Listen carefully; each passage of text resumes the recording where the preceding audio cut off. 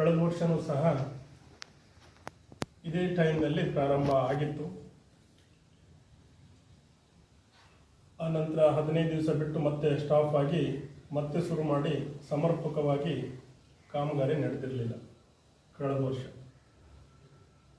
ಈ ವರ್ಷ ಪ್ರಾರಂಭ ಆಗಿದೆ. ಮೇಂಟೆನೆನ್ಸ್ ಕಾಮಗಾರಿ ಪಿಡಬ್ಲ್ಯೂಡಿಯಲ್ಲಿ ಪ್ರಾರಂಭ ಆಗಿದೆ. ರಾಷ್ಟ್ರೀಯ ಹೆದ್ದಾರಿ, ರಾಜ್ಯ ಹೆದ್ದಾರಿ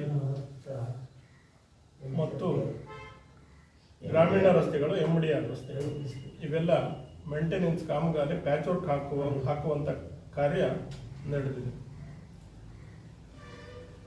ಈಗ ಮಳೆಗಾಲದಲ್ಲಿ ಲಾಸ್ಟಿಗೆ ನಾವು ಮಳೆಗಾಲ ಒಂದ್ಸರಿ ಪತ್ರಿಕೆ ಮಾಡಿದವಾಗ ಯಾವಾಗ ಸ್ವಲ್ಪ ಹೊಂಡಕ್ಕೆಲ್ಲ ಮಣ್ಣೆಲ್ಲ ಹಾಕಿದ್ವಿ.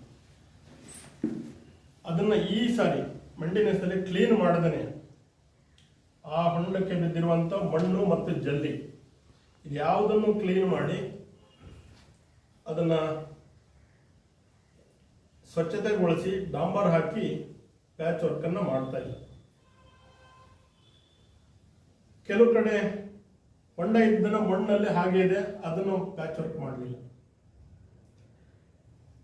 ಇಡೀ ತಾಲೂಕಿನಲ್ಲಿ ರಾಜ್ಯ ಹೆದ್ದಾರಿ ಇರ್ಬೋದು ಮತ್ತು MDR ರಸ್ತೆಗಳಿರ್ಬೋದು, ಯಾವುದೇ ಕಾಮಗಾರಿ ಸಮರ್ಪಕವಾಗಿ ಆಗ್ತಾ ಇಲ್ಲ.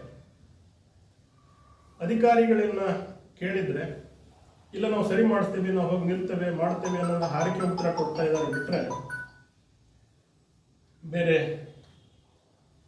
ಬೇರೆ ಏನು ಕೆಲಸ ಮಾಡ್ತಾ ಇಲ್ಲ. ಇಲ್ಲ ಈಗ ಬಂದ್ ಮಾಡಿಸಿ ಬೆಳಗ್ಗೆ ಸರಿ ಮಾಡ್ತೀನಿ ಅಂತ ಹೇಳೋದು ಮಾಡ್ತಾ ಇಲ್ಲ.